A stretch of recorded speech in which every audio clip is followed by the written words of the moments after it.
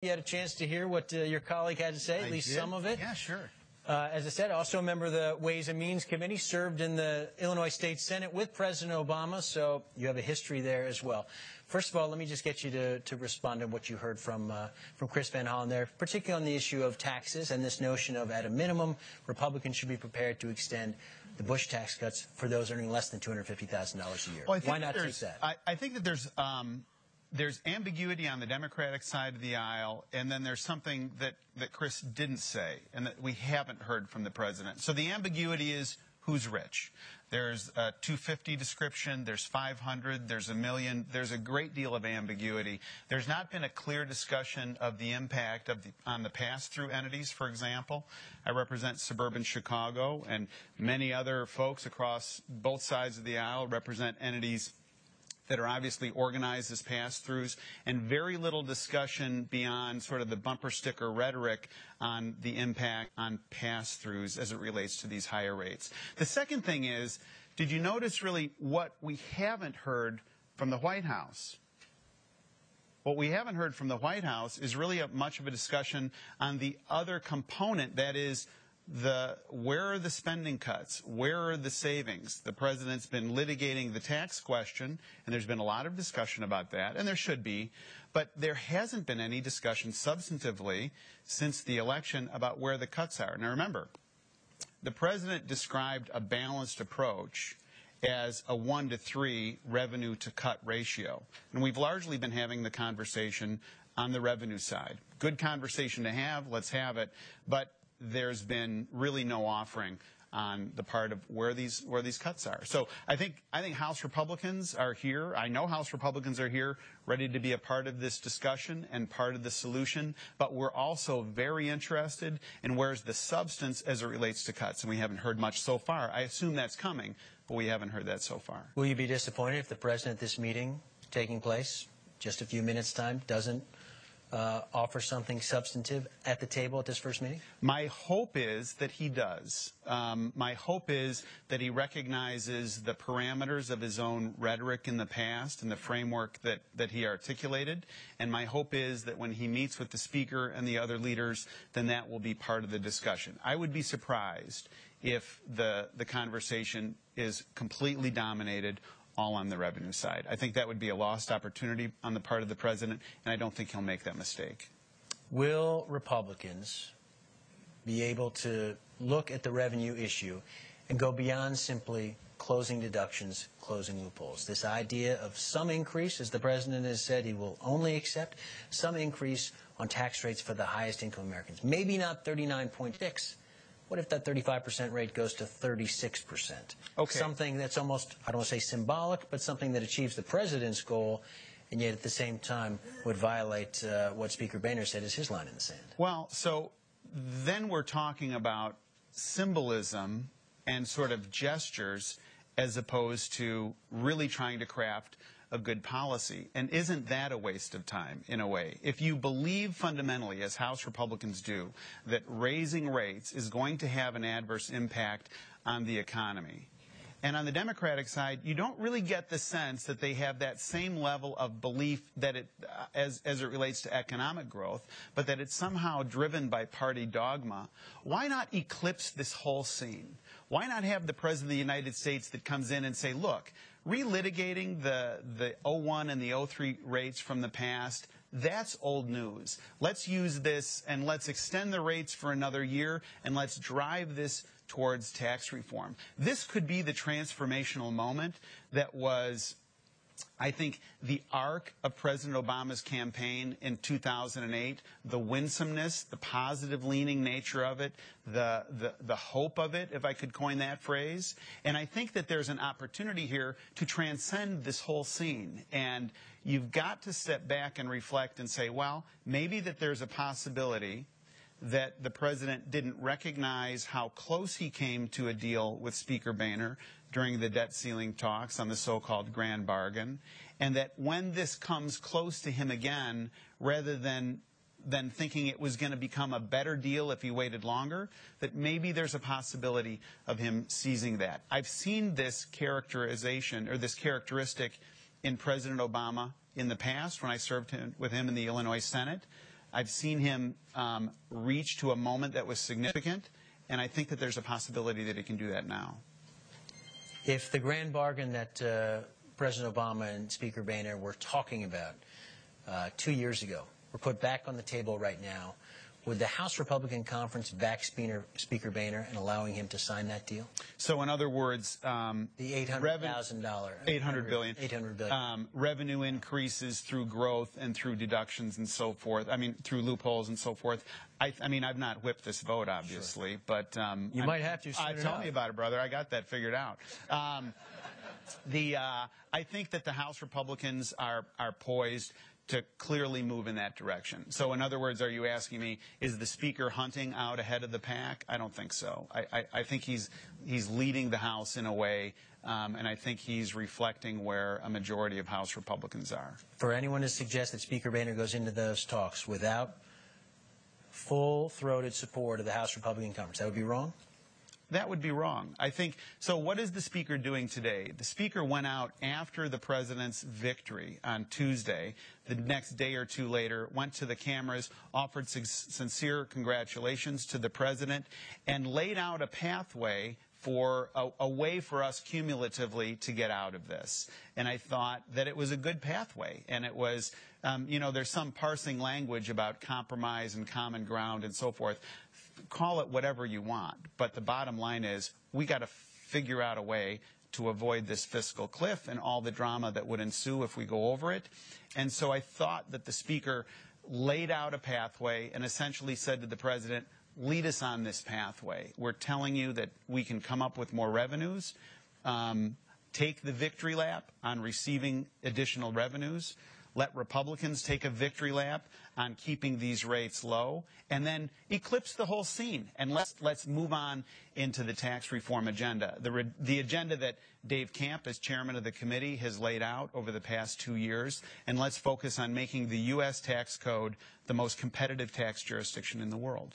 Let me ask you about some of the specifics of that and get your take on where this conversation might go, because we've already had a significant amount of conversation about closing those loopholes, tax breaks, maybe capping deductions. Do you have a preference there? Do you think it would be more politically feasible, possible, to cap those deductions so you don't have to pick and choose which ones survive, which ones don't?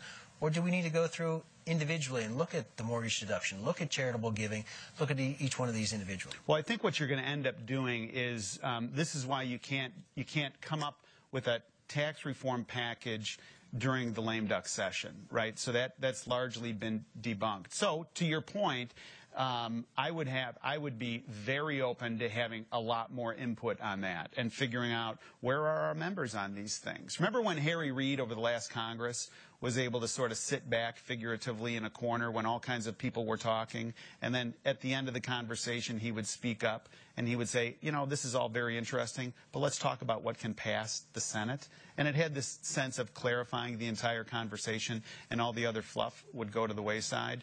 I think in that same way, it's important for me to get a sense of where our members are, and it's just that type of thing that you want to have a more robust hearing process, not have something that's just written in the Speaker's office, and that the Ways and Means Committee and Senate Finance fully vet. It does, if we do that, if we push it to 2013, allow the committees of jurisdiction to work their will, work their magic, whatever you want to call it, there is a sense, there could be a sense in the markets, again, kicking the can down the road. Tough choices, everyone knows what the tough choices are. They need to be made right now. That's a view by some, certainly in the markets. They want to see this done. I've certainly been talking to business leaders who all they say is, these guys need to get this done. There's no question that that's what the market is calling out for. That is not an unreasonable thing for the market to call out for. The final disposition of all of these events is not going to conclude on December 31st. So much like the markets, when they go to their own investors and say we've got more work to do in the next fiscal year, clearly Congress is going to have to do more work in the next fiscal year. And if the hope and the expectation is that this gets all done and there's a big pretty bow on it on December 31st, they're pumping sunshine. It's not going to happen. Pumping sunshine. All right. Everyone got that right now? It doesn't sound like it's going to happen anytime soon. Let me ask you about the entitlement side of this, because I've certainly heard from a lot of Republicans that, listen, if the Democrats go further on Medicare, on entitlement programs, we might be prepared to go further on the revenue side. What would you take as a sign of movement on the Democrats' part, on the administration's part, when it comes to entitlement programs? Is there a marker for you that you'll be looking for? There's not a marker, but I think that there's an attitude or a shift or a disposition that we're looking for, and that is to be substantive, to put something substantive on the table. I didn't overcharacterize how underperforming the White House has been up until this time in terms of a description and a disclosure of these types of cuts. So, you know, to the extent that the president is feeling a mandate as it relates to taxes, and that's what Congressman Van Hollen was reflecting a couple of minutes ago, House Republicans are feeling equally vindicated as it relates to passing the Ryan budget, taking on Medicare, the so-called third rail of politics, and coming back with the second biggest House Republican majority since World War II. So there is a sense that the House GOP in the last Congress crossed a political Rubicon, and that was to take a treasured entitlement program that everybody loves but that will be solvent just outside of a decade, wrestle it to the ground, come up with a remedy, go to the public on it, win re-election, and now come back and say there's something robust there, there's something concrete. Now, what we've not said declaratively is, look, it's our way or the highway. But what we have said is that here is a way forward that we think is a winning issue from a political point of view. Clearly, it didn't cost the House Republicans the majority by taking that issue on. There was a lot of work and a lot of soul searching and a lot of hand-wringing internally before we were able to present that bill on the floor. But when we did, you got this sense of, okay, we've done something. Now let's move forward. So in terms of lines in the sands or markers, those types of things, all we're even looking for at this point is a raise of an eyebrow or a head fake or anything at all that acknowledges that these entitlement programs have to be part of the mix and that we cannot continue just to say, you know, it's all fine, it's all just going to go away. It might have to be a multi-trillion-dollar raise of the eyebrow. Big old raise of the eyebrow. Let me share with you, we do have some questions that were submitted from Facebook fans and foundation supporters, specifically for elected officials, and you get to be the beneficiary of these questions. So this is from Chris Langland and Mike Richards. Given how hard it is to cut spending in Washington, isn't allowing the fiscal cliff to happen actually a step in the right direction? No. Going over the fiscal cliff, in my view, is a bucket of crazy. And the reason that's true is it would have such an adverse impact on our military. You know, Secretary Panetta has said it's devastating to the U.S. military. It was not meant to be policy. It was meant to be a provocation for action. And it is a successful provocation for action, right? Everybody is talking about it. My sense is that we will figure this out and we will get this done. But in terms of using it as policy, I would argue against it. Another question from Facebook fans Linda Drake Bittner and Joe Adams. They'd like to know, why not adopt Simpson-Bowles? How would you create a better plan? We've heard from a lot of people, why not cut to the chase? These folks negotiated a bipartisan plan. Not everyone likes it on either side, but at the end of the day, isn't it the solution? I think that there's a brightness to Simpson-Bowles. I think that there's a cumulative nature to all of these talks. Some of the talks have been characterized as failures in the past. I reject that premise. I look at the work of Simpson-Bowles as foundational. I look at the work that Vice President Biden led with Leader Cantor as foundational. I look at the conversations between President Obama and the Speaker as foundational, and clearly the work of the Super Committee as foundational. Now, were they disappointing and they didn't come up with the remedy?